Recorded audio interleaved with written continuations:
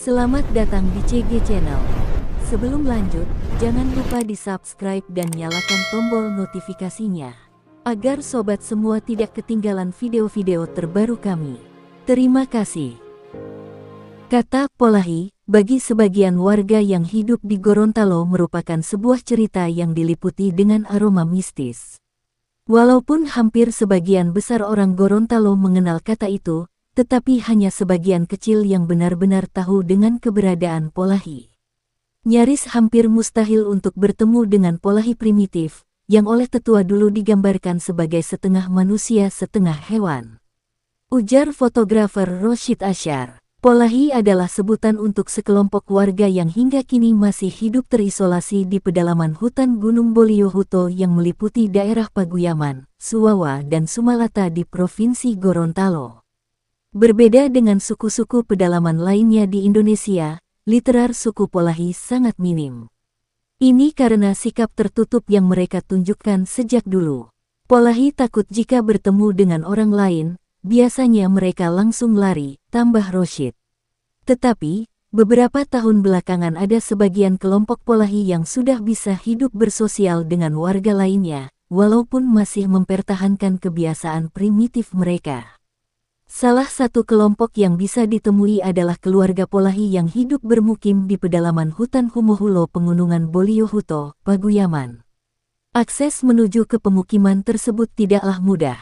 Butuh waktu jalan kaki selama sekitar 8 jam dari Dusun Pilomohuta, Desa Binajaya, Kecamatan Paguyaman, Kabupaten Boalemo untuk mencapai rumah keluarga Polahi di sana. Inilah salah satu pintu masuk yang termudah kalau ingin mengunjungi mereka, ujar Kepala Dusun Pilomohuta, Udin Mole menyusuri jalan mendaki dan melewati 7 sungai tersebut. Di Desa Binajaya sebenarnya ada 11 keluarga Polahi yang terdata. Namun sejak kematian kepala suku mereka, Baba Manio sebulan yang lalu, keluarga ini lalu berpencar. Sebab bagi suku Polahi, jika ada satu anggota keluarga yang meninggal, maka mereka semua harus meninggalkan rumah dan pemukimannya, lalu mencari pemukiman baru. Dulunya Polahi hidup sangat nomaden, mencari lahan untuk ditanami, dan setelah itu berpindah ke lahan yang baru. Nanti setelah waktu panen, baru mereka akan balik lagi. Nyaris mereka tidak punya tempat tinggal tetap, kata Roshid. Namun Polahi yang ditemui di pedalaman hutan Humohulo sudah punya rumah tetap, walau masih terlihat sangat sederhana. Hanya terbuat dari papan sisa hasil para perambah hutan dengan atap dari daun kelapa dan daun rumbia. Kini di hutan Humohulo ada sekeluarga Polahi yang merupakan keturunan Baba Manio yang kawin dengan istrinya Mama Tanio, yang tidak lain adalah saudaranya sendiri. Mereka hidup di 2 rumah yang berbeda lokasi dengan jarak yang lumayan jauh. Rumah pertama ditinggali Mama Tanio dengan anak mereka Babuta yang otomatis menjadi pimpinan sekarang.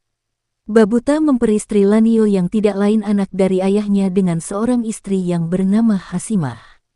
Hasimah dengan keluarga lainnya tinggal di lokasi yang terpisah di hutan Tumba. Di rumah utama ini, hidup anak-anak Mama Tanio serta anak-anak dari Babuta. Sementara rumah kedua ditinggali adik Mama Tanio yang hidup bersama anak lainnya dari Baba Manio yang bernama Laya yang punya 2 istri kakak beradik. Kawin mawin sesama saudara bagi Polahi adalah hal wajar. Ayah kawin dengan anak perempuannya, ibu kawin dengan anak laki-lakinya, serta kakak kawin dengan adiknya. Kalau di kampung banyak orang, tetapi di sini hanya ada kita, jadi kawin saja, ujar Mama Tanio dalam bahasa Gorontalo berdialek khas dengan polosnya.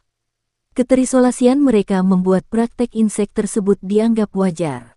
Polahi tidak mengenal agama. Mereka hanya menganut paham agama tradisional, yang percaya kepada alam. Polahi adalah warga yang termarginalkan dengan kebodohan mereka. Walau kini mereka sudah terbiasa pakai baju, namun pendidikan nyaris tidak pernah mereka rasakan. Dulu mereka tidak mengenal angka sama sekali.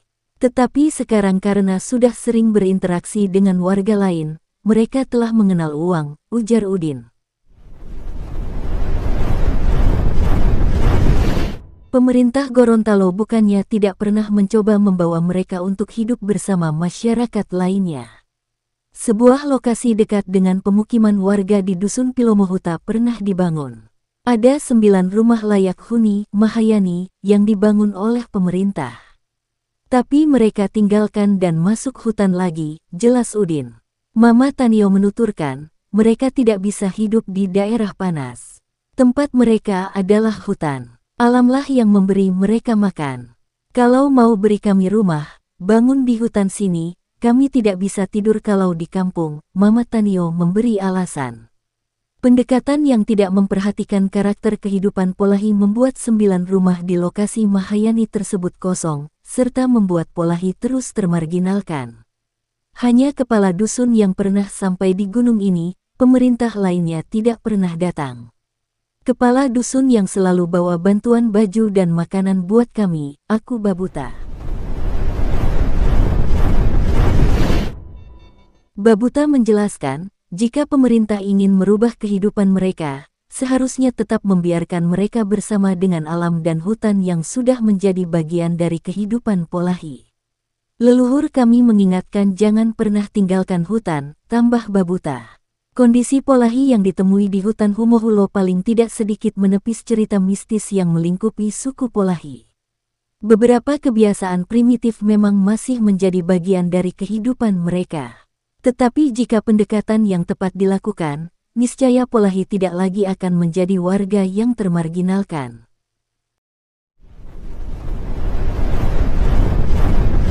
Orang Polahi hidup dalam kelompok-kelompok kecil di pedalaman hutan Gorontalo. Mereka mengenal 3 Tuhan dalam kepercayaannya. Ketiga Tuhan ini adalah Pulohuta, Lati, dan Lausala. Pulohuta digambarkan sebagai sosok yang hidup serta memiliki kuasa atas tanah. Konsepnya berasal dari nenek moyang. Pulohuta adalah sepasang suami istri. Bila masyarakat Polahi hendak membuka lahan di hutan, maka mereka akan meminta izin dahulu kepada Pulohuta. Selain memegang kuasa atas tanah, Pulohuta juga memegang kuasa atas hewan di hutan.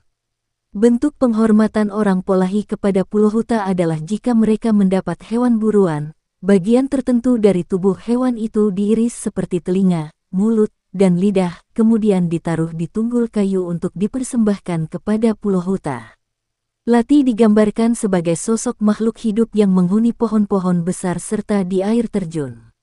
Ukuran tubuhnya digambarkan kecil-kecil seukuran boneka dalam jumlah banyak. Lati merupakan pemegang kuasa atas pohon.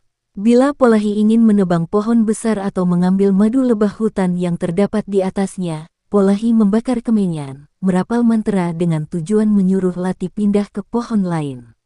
Lausala dalam narasi Polahi layaknya tokoh Marvel atau manusia super. Tokoh antagonis yang digambarkan sebagai sosok yang haus minum darah.